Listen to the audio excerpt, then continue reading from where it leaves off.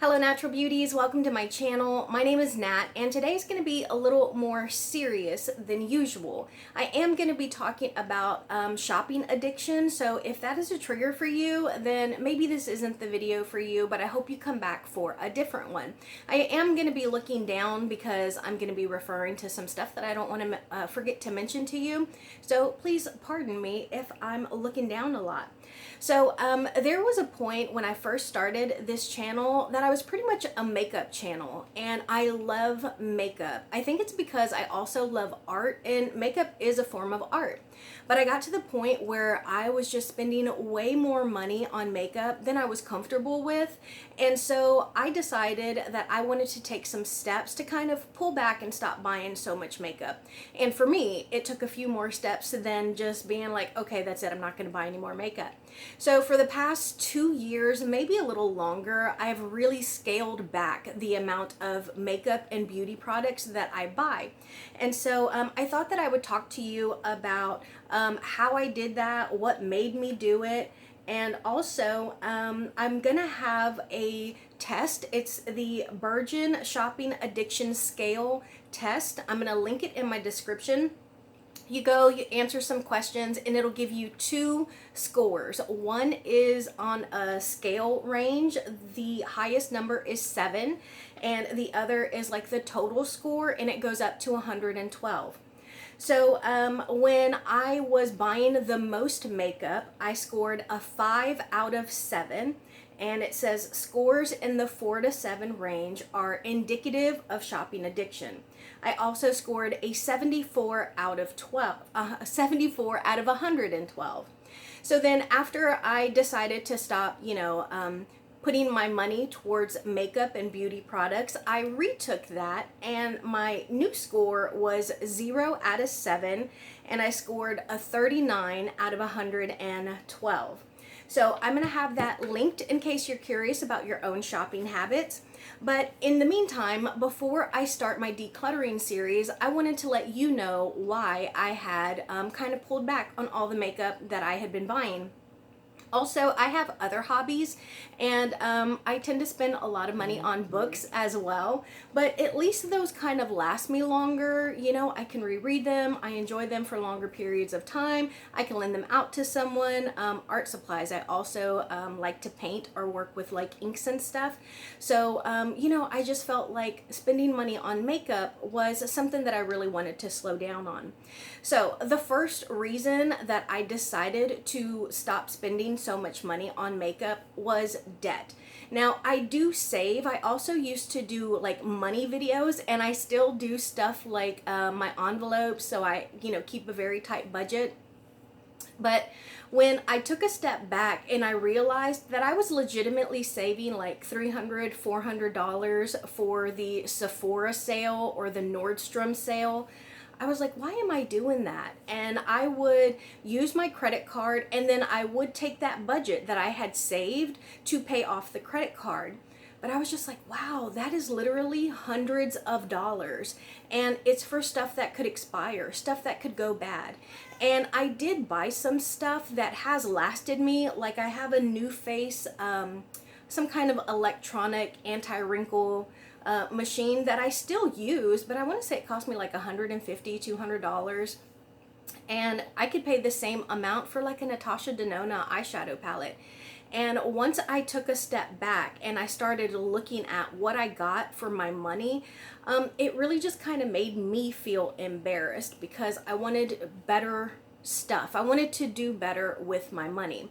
Now, something to throw in here is that unfortunately, I didn't grow up in a family where they taught about money. We paid all of our bills, we made sure everything was taken care of, and then we might have saved a little bit in case something popped up, but otherwise, they did whatever they wanted with the rest of that money. So there was not a whole lot of budgeting. It was like, okay, we spent what we had, and now we're just going to have to make do for the rest of the month or until the next paycheck. And that wasn't a life that I wanted to live. And another thing is that praise God, I am in the position where I don't necessarily have to worry about where my money goes, but I do like to budget. So as I would do my budgeting and I would see these recreational numbers kind of going up, I was like, man, I mean, if I saved that amount of money over 3-4 months, I could have taken a trip to Mexico. And so that brings me to another reason that I decided to stop spending so much money on makeup and beauty products. It is that I wanted better and longer lasting things. So instead of buying like some of the newer palettes, like I said, Natasha Denona is on the higher end, so I could buy another palette for maybe like $40. But if I buy a palette, and then I love bronzers and blush and stuff, so that could be another $20. We're up to $60 now, and then they're gonna have like a couple of lip glosses on sale. I may as well buy an extra mascara because, you know, I religiously switch mine out every 3 months, even if there's still some in there. So we're already up to about $70-$80, if not more. And so instead of spending that money on makeup and beauty products, I could have bought a Dyson vacuum if I had saved a few months, you know. I could have bought a gaming PC. You know, I just wanted things that were gonna give me more value than what I was getting from makeup, which I absolutely love. But I was just like, are my priorities in the right order?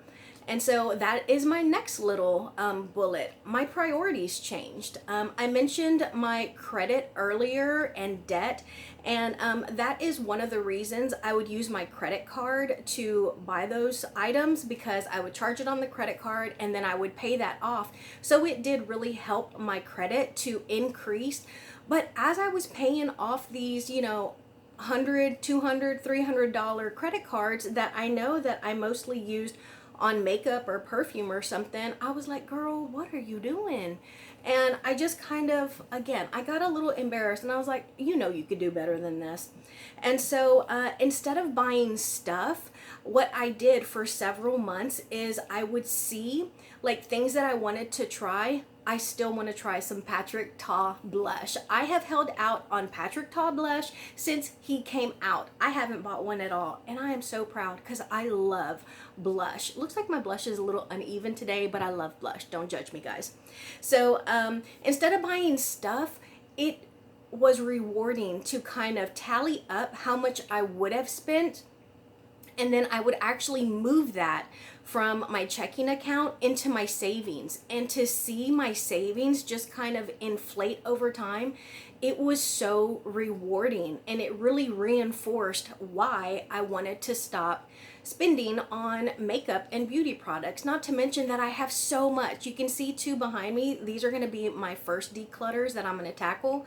So I had more than enough. So I was just like, oh, this, I felt the rewards, you know, that released endorphins for me.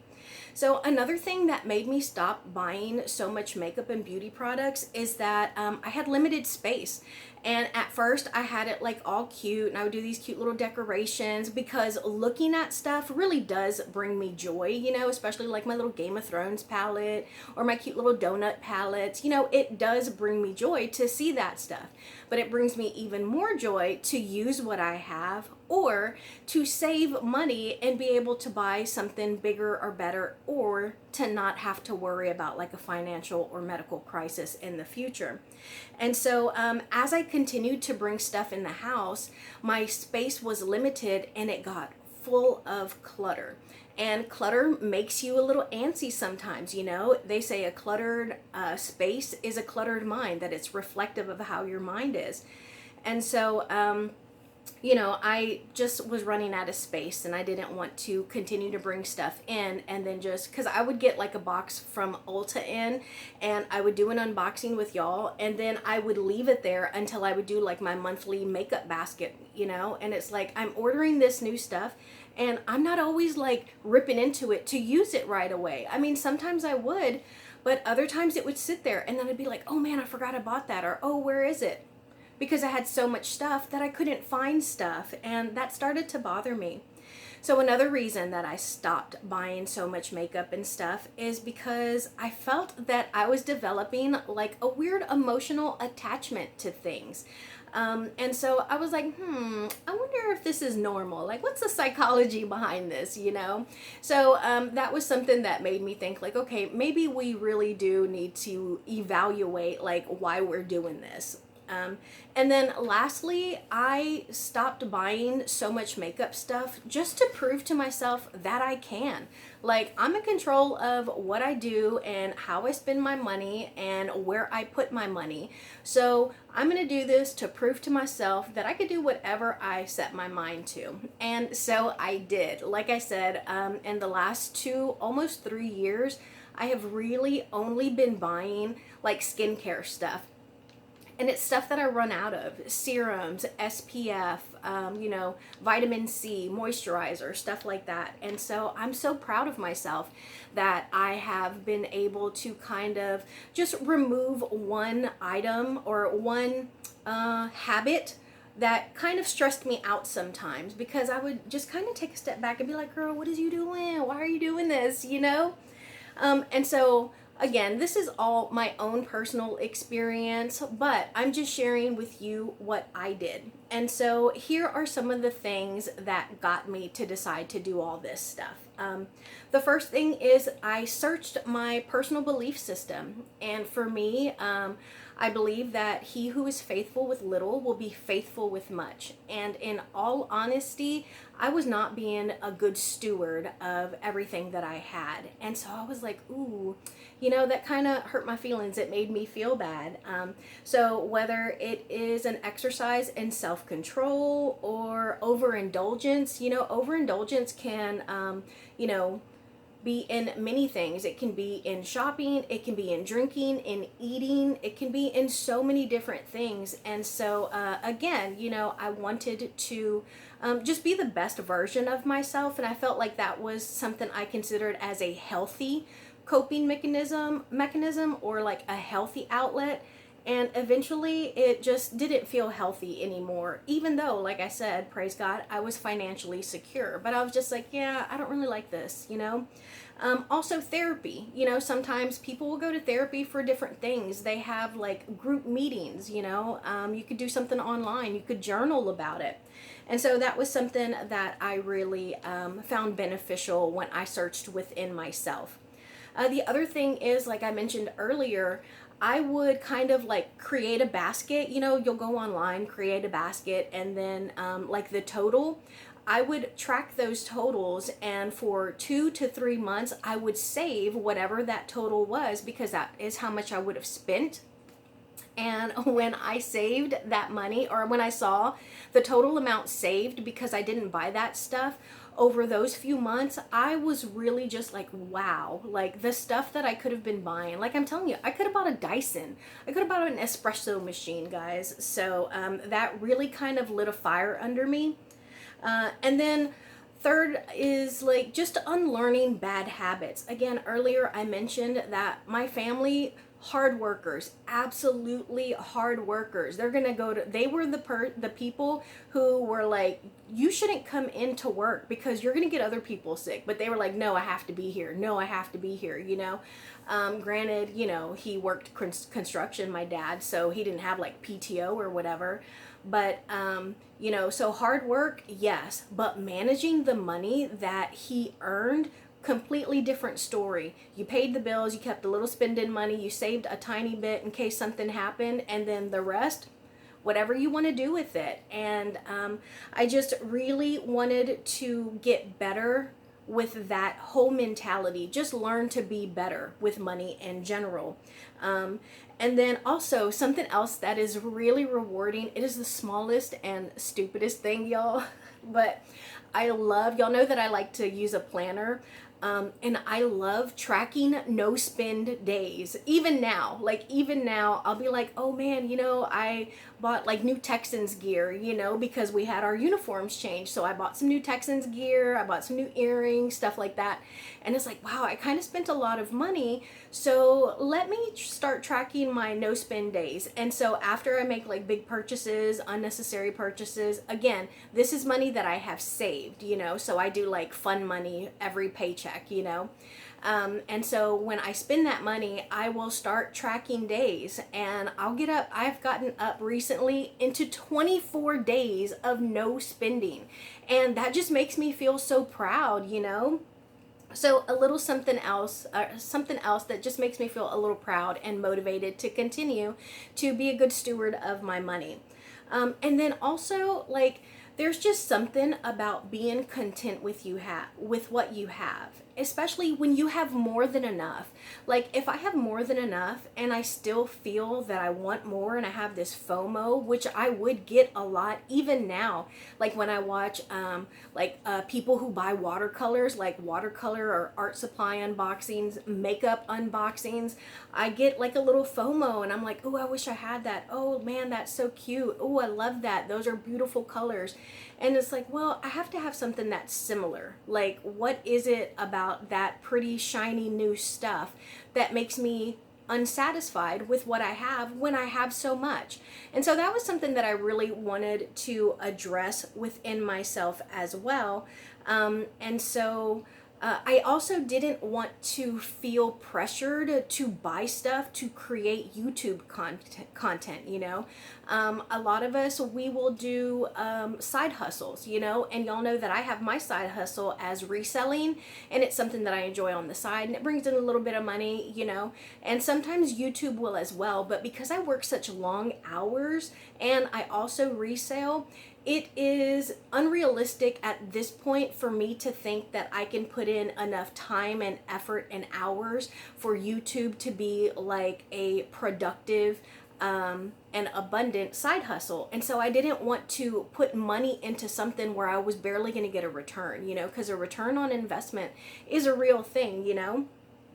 And so another thing that I did was I developed and focused more on less expensive hobbies. So using the stuff that I had, that is something that would save me money because, you know, I already have this stuff. I've already spent money on it. Let's use it. Also, y'all know I love to read. I love puzzles, and both of those take so much time.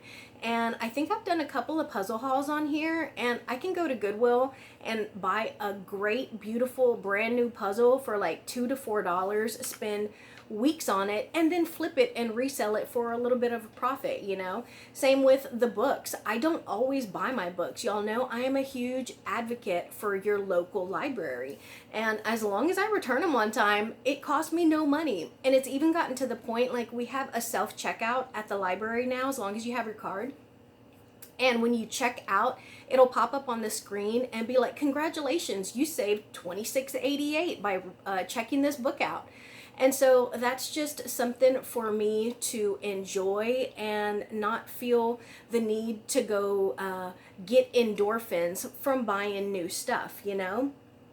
And then lastly, the thing that I did that really helped me to, you know, quit spending so much money on makeup and beauty products is that I unsubscribed from a lot of stuff. I unsubscribed from a lot of YouTube channels, like the whole Amazon must-haves, you know, because some of that stuff you're like, oh wow, that is a really cool gadget. And then it's like, wait a minute, I don't need it. Yeah, it's convenient, but I don't need this, you know? So Amazon must-haves, also emails. So like if I would get an email like from Academy, like for me that's a sports and outdoors place, you know, they'd have like a 30% off sale store-wide, you know? So that would really just kind of make me think like, oh, let me see what they have. And it was kind of a booby trap for me. So anyways, those are the things that I did to really kind of tighten up my purse strings and just be more mindful of where my money was going. And it has been so incredibly rewarding. And I just wanted to share that with you. Again, I'm going to have that Virgin scale or quiz, whatever it is, I'm going to have that in my description, and we're going to get into our decluttering series. So that'll be the next video that you see pop up. Okay, so thank you so much for joining me. Just know that I'm sending you positivity, and I hope that you're doing what you love. I will see you in my next video. Bye guys.